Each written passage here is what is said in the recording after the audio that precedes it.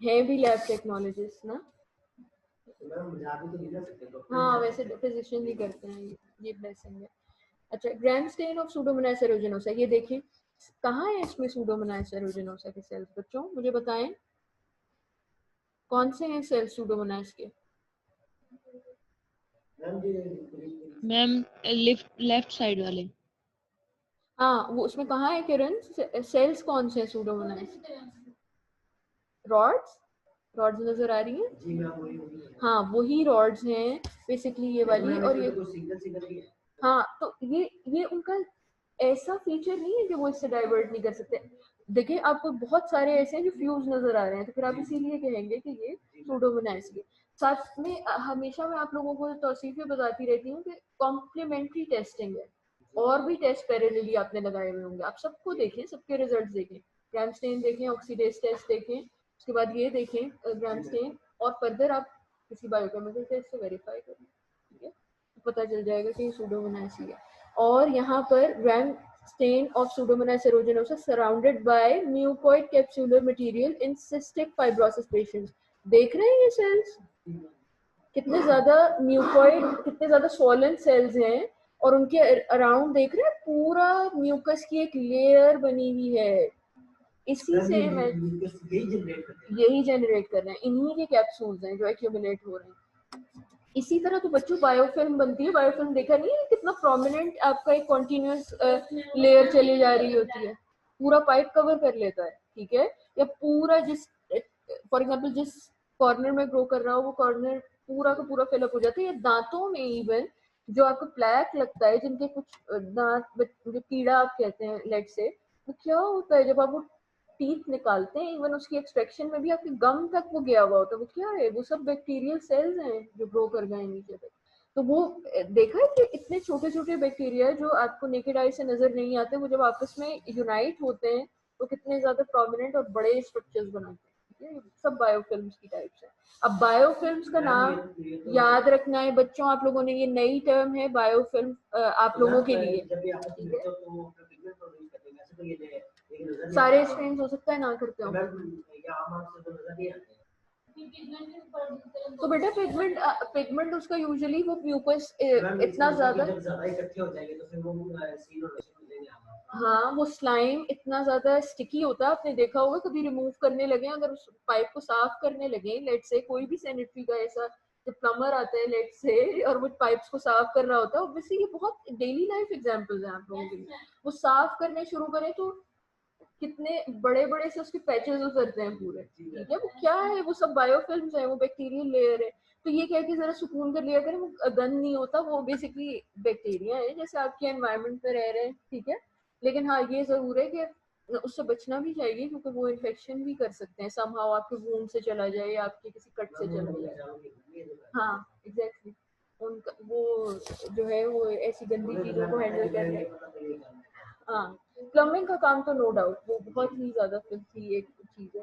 अच्छा, Pseudomonas aeruginosa is the only species of Pseudomonas that synthesizes pyocyanin। pyocyanin remember that कोई और Pseudomonas की species produce नहीं करती। pyocyanin कौन सा पिगमेंट था, ब्लू ग्रीन, बाकी और पिगमेंट प्रोड्यूस करते हैं, लेकिन ब्लू ग्रीन तो जहाँ नजर आ रहा होगा दैट मीन्स वो एरोजिनोसा है, और वहां से जरा बच के ही रहना चाहिए, ठीक है, चाहे वो किसी पेशेंट के वूंड में है, और वो यूजुअली पेशेंट्स के वूंड्स ही में होता है, बस जनरेट करता है, ठीक है, वो पिगमेंट बनाता है, या अगर आपने किसी लेबोरेटरी की प्लेट पर देखना है तब भी उसके साथ बहुत केयरफुली काम करना है, ब्लू ग्रीन पिगमेंट, ठीक है, तो अगर लेबोरेटरी की किसी प्लेट पर देखना है तो handle that plate very carefully, क्योंकि आप कॉन्ट्रैक्ट कर सकते हैं उस डिजीज को, ठीक है।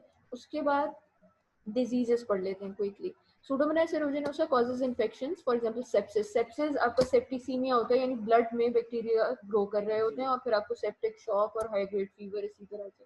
निमोनिया करता है, अभी मैंने बताया, या सिस्टिक फाइब्रोसिस करेगा, लंग्स के इन्फेक्शन, और यूटीआई भी करता है कुछ पेशेंट्स में जिनमें इम्यूनो कॉम्प्रोमाइज जिनकी कंडीशन है, primarily in patients with lowered host defenses, obviously ये opportunistic pathogen है।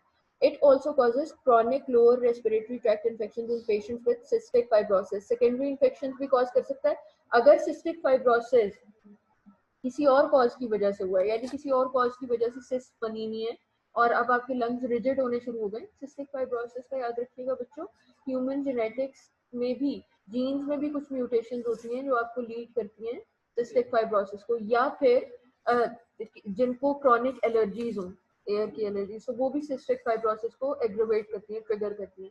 तो अगर ऐसी रीजंस की वजह से भी आपको लंग की कंडीशन कॉम्प्रोमाइज है तो सेकेंडरी इन्फेक्शन, निमोनिया फॉरन कैच करेंगे आप सूडोमोनास से या और इस तरह से, ठीक है। अच्छा, वूंड इन्फेक्शन जिसको आप सेल्यूलाइटिस कहते हैं, सेल्यूलाइटिस पहले भी पढ़े, कहाँ पढ़े? कमाल है वो दिन जिसमें कुछ बच्चों को याद रह गया हो, और वो कोई दिन नहीं होता। सेल्यूलाइटिस बच्चों सॉफ्ट टिश्यू इन्फेक्शन, मैंने इसकी पिक्चर्स भी दिखाई थी जब नेक्रोटाइजिंग फेसाइटिस दिखाया था कि किस तरह गैंग्रीन हो जाता है स्ट्रेप्टोकोकाई में। सेल्यूलाइटिस आपका सॉफ्ट टिश्यू इन्फेक्शन है, ठीक है।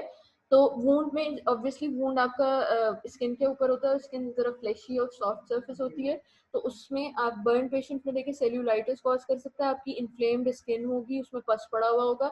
And malignant otitis externa in diabetic patients, this is very important in clinically relevant picture, क्योंकि मैलिग्नेंट ओटाइटिस एक्सटर्ना करता है। मैलिग्नेंट का मतलब ये वाइड स्प्रेड होता है, वो यहाँ से स्टार्ट होगा, एक्सटर्नल ईयर से स्टार्ट होगा। ये ओटाइटिस एक्सटर्ना है, ओटाइटिस मीडिया नहीं है। ओटाइटिस ईयर की inflammation, media means middle ear, externa means external ear, ठीक है। मतलब समझ आ रहा है? ओटाइटिस मींस ईयर की इन्फ्लेमेशन, ईयर की, और ओटाइटिस एक्सटर्ना आपकी एक्सटर्नल ईयर की इन्फ्लेमेशन, यानी यहाँ पर लगेगा कि बैक्टीरियल इन्फेक्शन होना शुरू हुआ है एक्सटर्नल ईयर पर, और वो सारा अंदर तक जाएगा। अंदर से जाने के बाद वो आपके जॉज में भी चला जाता है, ठीक है, नेजल कैविटी में भी और साइनसेस में भी, और उसके थ्रू फिर थ्रोट और लंग्स तक भी जाता है अगर वो ना कंट्रोल हो रहा हो, क्योंकि मैंने आपको क्या कहा है, ये एंटी माइक्रोबियल रेजिस्टेंस भी रखता है, ठीक है, थर्ड जनरेशन एंटीबायोटिक से। घबराने की जरूरत नहीं है, डायबिटिक पेशेंट्स में ज्यादा कॉमन है, लेकिन क्योंकि डायबिटिक पेशेंट्स को यूजुअली पता नहीं चलता जब तक उन्हें बहुत कोई सिवियर इन्फेक्शन ना शुरू हो जाए।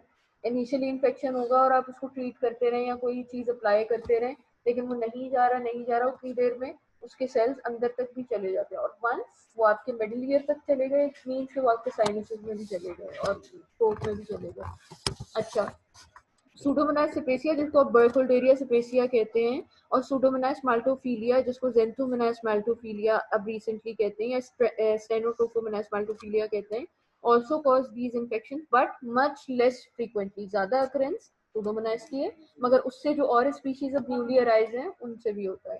सूडोमोनास सूडोमिलाई जिसको अब बर्कुल्डेरिया सूडोमिलाई कहते हैं, द कॉज ऑफ मेलियोडोसिस। अब ये आप लोग कुछ पढ़ते नहीं जी, क्या कह रहे हैं?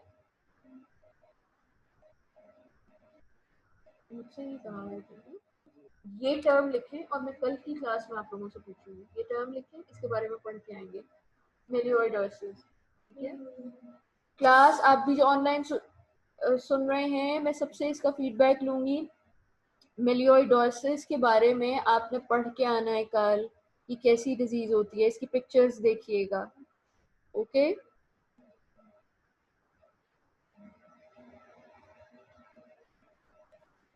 Okay ma'am. मैं अभी कहने वाली थी कि अब क्यों रिस्पॉन्ड नहीं कर रहे जब खुद काम दे दिया मैंने तो। ओके, पैथोजेनेसिस क्विकली देख लेते हैं थोड़ा सा। आज मैंने सोचा है कि मैं 10 स्लाइड्स आपको करवा दूं, हमारे पास भी अब 19 स्लाइड्स ऑफ दिस स्पीशीज, तो 10 करवा दूं, 9 कल की क्लास के लिए छोड़ दूं। आई थिंक कि 7th है यार, नहीं 7th मेरे पास है, लेकिन दो दो क्लासेस जब स्प्लिट करेंगे तो वो 14 हो जाएंगे ना, तो अभी कल की क्लास भी हम फिर उसमें स्प्लिट करेंगे, यानी मेरे पास 14 होंगे और फिर नेक्स्ट वीक होगा तो उसमें 16 होगा, ठीक है। हाँ, पेपर 30 से स्टार्ट होगा। अच्छा, उसके बाद pathogenesis is based on multiple virulence factors. जैसे सारे बैक्टीरिया को अब तक जो आपने थोड़े बहुत पढ़े हैं उसमें ये बात तो आपको क्लियर हो गई होगी कि मल्टीपल फैक्टर्स ऐसे होते हैं जो पैथोजेनेसिस में अपना रोल प्ले करें, जैसे टॉक्सिन्स होते हैं, जैसे एंजाइम्स होते हैं, थे ना, स्टेफिलोकोकाई के कुछ टॉक्सिन्स थे, कुछ एंजाइम्स थे, कुछ उसके अपने स्ट्रक्चरल कंपोनेंट्स थे जो एज विरुलेंस फैक्टर एक्ट कर रहे थे। इसी तरह बच्चों, हाँ, इसी तरह ही ग्राम नेगेटिव बैक्टीरिया में भी बिल्कुल वही फॉर्मेट है। एंडोटॉक्सिन, एंडोटॉक्सिन क्या होता था, कौन सा पार्ट? लाइपोपॉलीसेकेराइड का कैप्सूल होता था और उसमें लिपिड ए कंपोनेंट होता था, लिपिड ए कंपोनेंट था जो आपका एंडोटॉक्सिन कहलाता था। तो जो भी कैप्सूल फॉर्मर्स होंगे उनमें एंडोटॉक्सिन होगा डेफिनेटली। एक्सोटॉक्सिन हो सकते हैं। एक्सोटॉक्सिन कौन से टॉक्सिन थे ये मुझे बताएंगे आप लोग। एंडोटॉक्सिन और एक्सोटॉक्सिन का डिफरेंस क्या था? हमेशा मैं बच्चों हमको शुरू से जो आप लोग हाँ एग्जैक्टली क्या एक्सो इनसाइड होंगे। मैम वो जो बैक्टीरिया रिलीज करते हैं वो एक्सो होते हैं, और जो उनकी जो बैक्टीरिया रिलीज करते हैं वो एक्सो होते हैं, जो उनकी अपनी स्ट्रक्चर के साथ होते हैं रिलेटेड, वो वाले जो होते हैं वो एंड होते हैं। वो उसके अपने स्ट्रक्चर, यहाँ पर भी बच्चे मुझे रिस्पॉन्ड कर रहे थे बिल्कुल ठीक कि जो स्ट्रक्चरल कंपोनेंट है बैक्टीरिया का वो एंडोटॉक्सिन है और एक्सोटॉक्सिन जो बैक्टीरियल सेल रिलीज कर रहा है एज बेस। और एंजाइम्स ऑब्वियसली वो कोएगुलेज एंजाइम, कैटालेज एंजाइम और यहाँ पर कौन सा ऑक्सीडेज एंजाइम, ये सारे एंजाइम्स क्या हैं? विरुलेंस फैक्टर्स हैं, ये बैक्टीरिया की पैथोजेनिसिटी को इंक्रीज कर रहे हैं। अच्छा, endotoxin like that of gram negative bacteria causes the symptoms of sepsis and septic shock. जो आपको ब्लड स्ट्रीम इन्फेक्शन होगा और उसके थ्रू जो आपको लगेगा कि हाइपोटेंसिव शॉक है, हाई ग्रेड फीवर है, वो सब किसकी वजह से हो रहा है? एंडोटॉक्सिन की वजह से। The best known of exotoxin is exotoxin A which causes tissue necrosis। आपने एक्सोटॉक्सिन ए कहाँ पढ़ा था? स्टेफिलोकोकस। स्टेफिलोकोकस में नहीं पढ़ा था, उस पर स्ट्रेप्टोकोकस पायोजीन्स में पढ़ा था, ठीक है। स्ट्रेप्टोकोकस पायोजीन्स में आप लोगों ने ये एक्सोटॉक्सिन ए और एक्सोटॉक्सिन बी दोनों पढ़े थे। एक्सोटॉक्सिन ए जो था वो आपका टिश्यू नेक्रोसिस कर रहा होता था और एक्सोटॉक्सिन बी भी आपका फ्लैश ईटिंग, इसलिए उन्हें स्ट्रेप्टोकोकाई कहते थे क्योंकि वो आपको टिश्यू नेक्रोसिस कॉज करते थे। तो एक्सोटॉक्सिन ए आपका इन्वॉल्व होता है नेक्रोसिस में। नेक्रोसिस होने के साथ एक बेसिकली वो नेक्रोसिस क्यों कर रहा है? टिश्यू को डेथ या सेल की डेथ क्यों हो रही है? It inhibits eukaryotic protein synthesis by ADP ribosylation of elongation factor 2। आप देखेंगे बच्चों बहुत सारे टॉक्सिन्स के मैकेनिज्म ऑफ एक्शन में ये बात होती है कि वो एलोंगेशन फैक्टर 2 के फंक्शन को रोकते हैं। एलोंगेशन फैक्टर 2 कहाँ पर काम कर रहा होता है? ट्रांसलेशन ट्रांसक्रिप्शन पढ़ रहे हैं मोलेक्युलर बायोलॉजी में। ओके बच्चों, sorry excuse me for a while. असल में एलोंगेशन फैक्टर 2 जो है वो आपका ट्रांसलेशन में इन्वॉल्व होता है, ठीक है। और एलोंगेशन फैक्टर 2 अब ट्रांसलेशन में इन्वॉल्व है, यानी आपकी पॉलीपेप्टाइड्स को सिंथेसाइज करवा रहे हैं। अगर वो इनहिबिट हो जाता है फिर प्रोटीन सिंथेसाइज होगा? प्रोटीन नहीं सिंथेसाइज होगा तो सेल की क्या फेट है? एक सेल में प्रोटीन ही सिंथेसिस रुक गया, विल द सेल सर्वाइव? वो एग्जैक्टली और वो सेल सर्वाइव करेगा? नहीं ना करेगा। तो इसी तरह से सेल डेथ होगी और जब सेल डेथ एक दफा शुरू हो जाती है तो tissue is composed of cells, ठीक है। एक सेल डाई हुआ, 2 3 इसी तरह मिलियंस ऑफ सेल्स और टिश्यूज पे नेक्रोसिस होने लगेगा। तो elongation factor 2 basically ADP ribosylation of elongation factor 2। इसको सिंपलर वर्ड में भी ये याद कर ले कि एटीपी का मॉलिक्यूल स्प्लिट होता है और एडीपी पूरा जाकर लग जाता है किसके साथ? फैक्टर 2 के साथ। और उसका आपको पता है कि प्रोटीन का स्ट्रक्चर कितना फ्रेजाइल होता है। एक सिर्फ मेटल का आयन लग जाए तो उसकी एक्टिव साइट क्या होती है? ऑल्टर हो जाती है ना, उसका स्ट्रक्चर पूरा बदल जाता है। बिल्कुल इसी तरह ये इतना बड़ा मॉलिक्यूल जाकर उसके साथ अटैच हो रहा है, दैट मीन्स उसकी कन्फॉर्मेशन, उसका स्ट्रक्चर ऑल्टर हो गया, वो फर्दर काम नहीं कर सकेगा अपना, और फर्दर काम उसका ब्लॉक हो गया, दैट मीन्स के प्रोटीन सिंथेसिस ही ब्लॉक हो गया और सेल डेथ हो जाएगी। मुश्किल तो नहीं है? मुश्किल तो नहीं है? मुश्किल है वैसे, लेकिन एग्जैक्टली हर पॉइंट पे मुझे लग रहा है कि आप लोगों को बच्चे देख रहे होते हैं तो सिंपल ये बात याद रखिए कि प्रोटीन सिंथेसिस इनहिबिट हो रहा है। वो कैसे हो रहा है? एलोंगेशन फैक्टर 2 की एडीपी राइबोसाइलेशन से। और वो एलोंगेशन फैक्टर 2 आपको पता है प्रोटीन्स का स्ट्रक्चर बहुत ज्यादा वल्नरेबल होता है। जरा सा भी छोटा सा भी मॉलिक्यूल या आयन उसके साथ जाकर अटैच होगा वो अपना फंक्शन करना छोड़ देता है, उसका स्ट्रक्चर ही ऑल्टर हो जाता है, सही है। अब it also produces enzymes such as elastase and proteases. Elastase और प्रोटीएजेस को मैं बहुत दफा बता चुकी हूँ, दोनों का सेम ही फंक्शन है, ये प्रोटीन हाइड्रोलाइज करते हैं, ठीक है, दोनों प्रोटीएजेस ही हैं, ठीक है, that are histotoxic and facilitate invasion of the organism into the bloodstream. Obviously जब आपके प्रोटीन्स को हाइड्रोलाइज करता जाएगा तो मल्टीपल टिश्यूज तक फैलता जाएगा, ऑर्गन्स तक, सही है, क्योंकि अगेन आपकी सेल मेम्ब्रेन किससे बनी है, प्रोटीन्स एंड लिपिड्स से, ठीक है, और जब प्रोटीन्स को हाइड्रोलाइज करेगा पोर्स जनरेट करेगा, पोर्स जनरेट करके एक सेल से दूसरे सेल और इसी तरह एक टिश्यू से दूसरे टिश्यू तक फैलता जाएगा।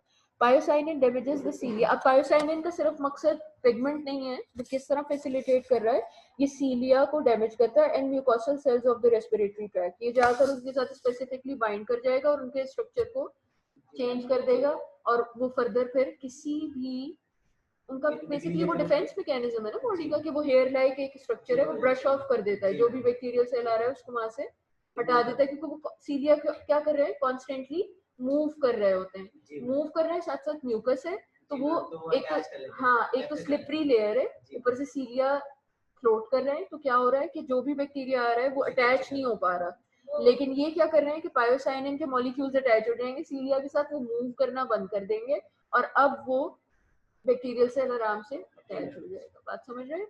तो यहाँ तक पैथोजेनेसिस नहीं, ये 9th स्लाइड है, एक और स्लाइड वेट कर रहे हैं, बस लास्ट कल पढ़, अच्छा ओके, लास्ट स्लाइड देखिए, 10 स्लाइड्स कंप्लीट हो जाएंगी। Strains of Pseudomonas aeruginosa that have a type 3 secretion system। अब ये secretion system एक और molecular machineries है।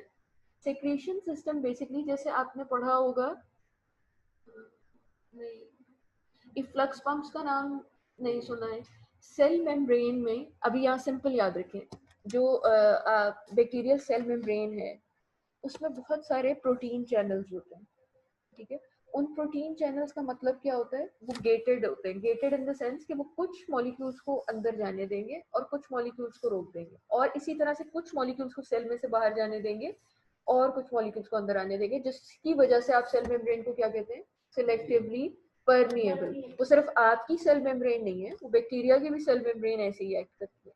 अब ये जो टाइप 3 सेक्रीशन सिस्टम लिखा है, ये प्रोटीन असेंबली है, प्रोटीन चैनल है, इसकी बहुत सारी टाइप्स है, टाइप 1, 2, 3 एंड 4 अभी तक जो है, ठीक है।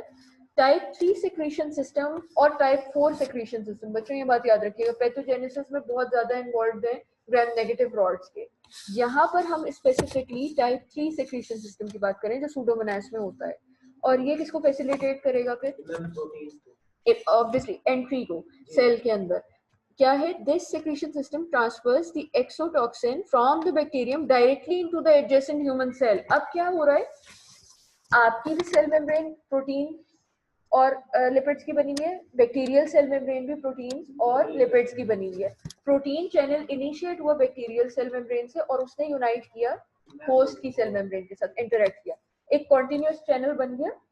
अब उसने जो भी टॉक्सिन्स प्रोड्यूस किए हैं बैक्टीरियल सेल ने, वो आराम से उस चैनल के थ्रू विदाउट एनी हिंड्रेंस आपके सेल में ट्रांसफर हो जाएंगे, क्योंकि आपका सेल अब उससे चैनल हो चुका, ठीक है। आपकी प्लाज्मा मेम्ब्रेन अदरवाइज क्या थी, सिलेक्टिवली परमिएबल, वो जाने नहीं दे रही थी उस मॉलिक्यूल को, लेकिन इन बैक्टीरिया ने क्या किया, अपने टाइप 3 सेक्रीशन सिस्टम को एक्सप्लॉइट करके आपके सेल के थ्रू चैनल बनाया, आपकी और उसकी सेल मेम्ब्रेन फ्यूज की, चैनल बन गया प्रोटीन का, प्रोटीन चैनल के थ्रू वो मॉलिक्यूल टाइप 3 सेक्रीशन, इसके लिए बहुत सारे एंटी माइक्रोबियल केमोथेरेप्यूटिक्स हैं जो टाइप 3 सेक्रीशन सिस्टम के फंक्शन को बेसिकली उन प्रोटीन्स को अल्टर करते हैं। बेटा वो इसके पीछे पूरी मोलिकुलर बायोलॉजी की बेसिस है, एब्सोल्युटली उनका मोलिकुलर, तो बेटा रिसर्च साइंटिस्ट और कर क्या रहे हैं, टाइप 4 टाइप 3 सेक्रीशन सिस्टम, इससे पहले तो कॉन्सेप्ट ही कोई नहीं था। नहीं मैं ये नहीं कह रही, देखिए अब तो आपके पास केमोथेरेप्यूटिक्स आ चुके हैं, मैं सिर्फ उसकी बेसिस बता रही हूँ कि आप लोग किस तरह से ये पैथोजेनेसिस करता है आपकी बॉडी में। आपने टाइप 3 टाइप 4 सेक्रीशन सिस्टम को तो आइडेंटिफाई नहीं करना, ठीक है, आपने क्या करना है, बेसिकली मोर और लेस एक ही जैसे प्रोटीन्स हैं, प्रोटीन सिंथेसिस को अगर आपने बैक्टीरिया के ब्लॉक कर दिया तो वो बैक्टीरिया के प्रोटीन चैनल्स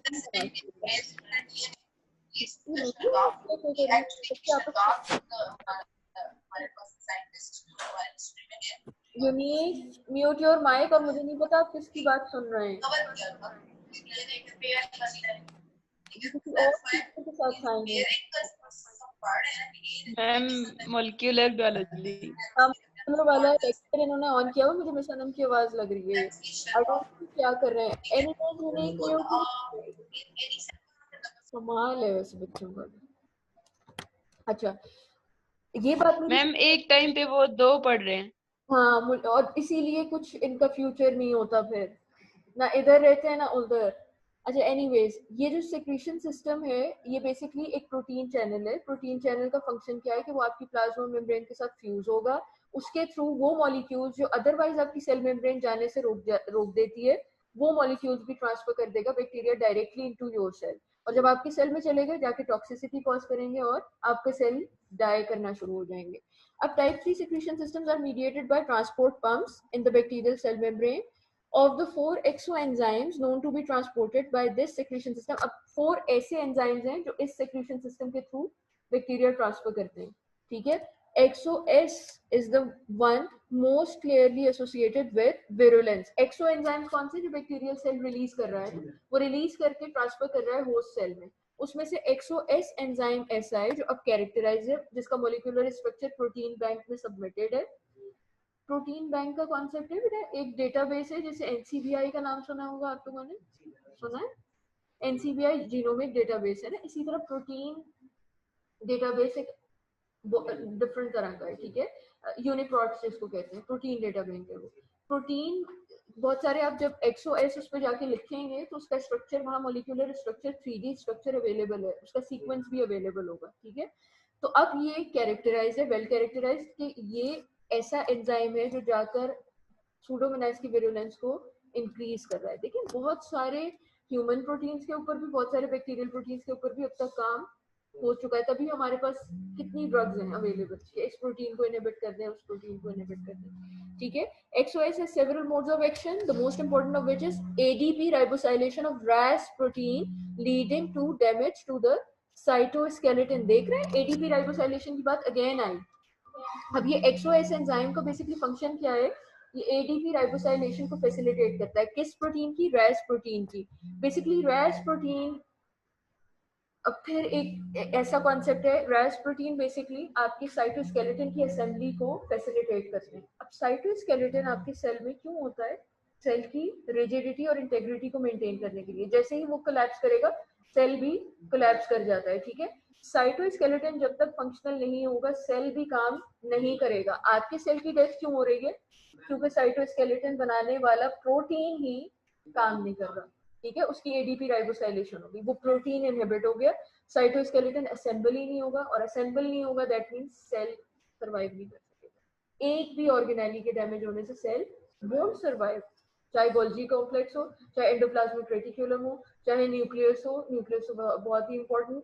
और इसी तरह आप मल्टीपल ऑर्गन्स जो आपके सेल के हैं, ये सब बैक्टीरिया में तो नहीं होते ना, बैक्टीरिया क्या है, प्रोकैरियोट्स हैं, आप यूकैरियोट्स हैं, आप में सेल मेम्ब्रेन बाउंड ऑर्गेनेली है, ठीक है। सॉरी सेल मेम्ब्रेन के लिए मेम्ब्रेन बाउंड ऑर्गेनेली आपके सेल में है ना। तो अगर आपके सेल में साइटोस्केलेटन डैमेज होता है, या गोल्जी अपरेटस डैमेज होता है, या लेट से एंडोप्लाज्मिक रेटिकुलम की इंटेग्रिटी डैमेज होती है, दैट मींस कि आपका सेल काम नहीं करेगा सही तरह, और वो अल्टीमेटली डाई कर जाएगा, ठीक है। तो यहाँ पर सिर्फ किसको टारगेट कर रहे हैं एक्सओएस एंजाइम, साइटोस्केलेटन को, उसके स्ट्रक्चर को। और कैसे, वो रैस प्रोटीन की एडीपी राइबोसाइलेशन से। रैस प्रोटीन्स वो प्रोटीन्स हैं जो साइटोस्केलेटन की असेंबली में हेल्प करते हैं, सही। यहाँ तक बच्चों आप ये लेक्चर जरूर रिकॉल कीजिएगा। यूनिक, मेरे लेक्चर के बाद आप सर के लेक्चर में मेरा लेक्चर सुन लीजिएगा, ठीक है, अगर आपको याद रहे। हाँ बेटा, मैं 1 मिनट आप लोगों की अटेंडेंस जरा ले लूं। स्क्रीन शेयरिंग रोकनी पड़ेगी। मैम जी मैम वो अलाउ कर दे मैम, लेक्चर नहीं डाउनलोड हो रहे।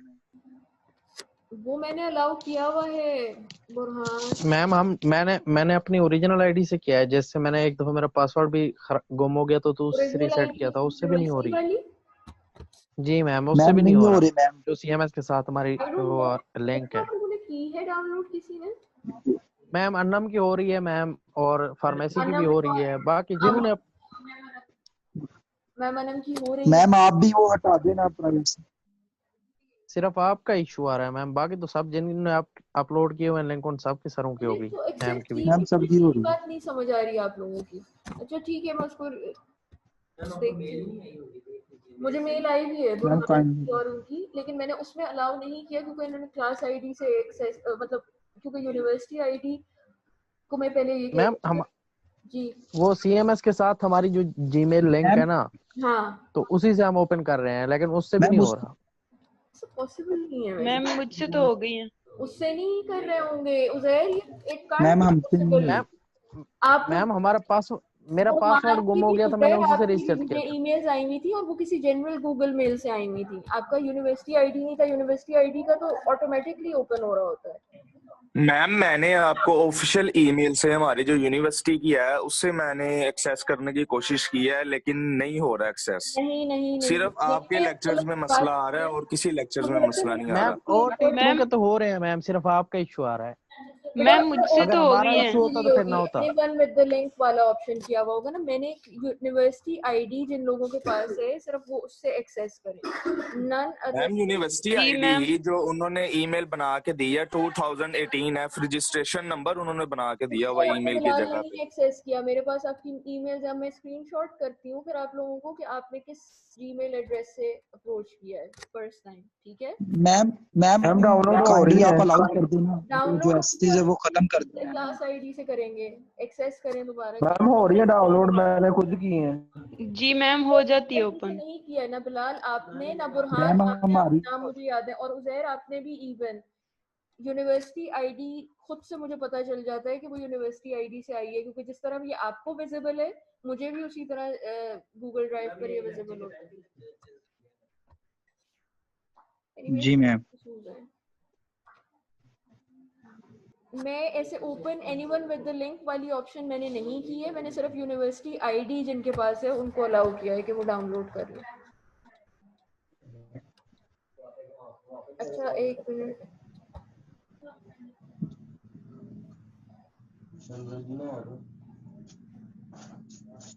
ये मैक्सिमम लोग हैं। ठीक है बच्चों, थैंक यू वेरी मच। आप रीट्राई कीजिएगा, अपनी यूनिवर्सिटी आईडी से अप्रोच करें, और अगर नहीं होता फिर भी प्रॉब्लम सॉर्ट आउट तो मैं देख लूंगी।